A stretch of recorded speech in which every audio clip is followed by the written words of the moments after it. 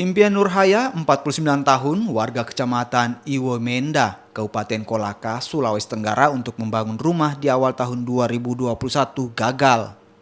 Uang tabungan yang disimpan dari hasil kerja kerasnya tak dapat digunakan karena dimakan rayap.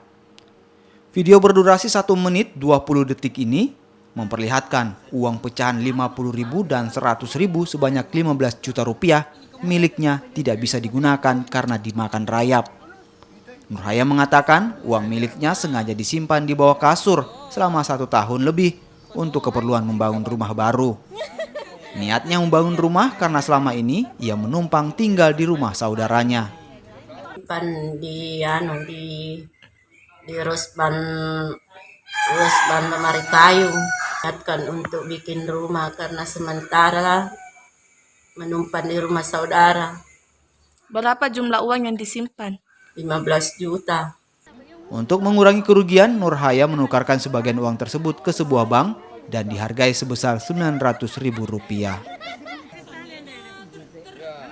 Muzakir Aziz, Kompas TV, Kolaka, Sulawesi Tenggara.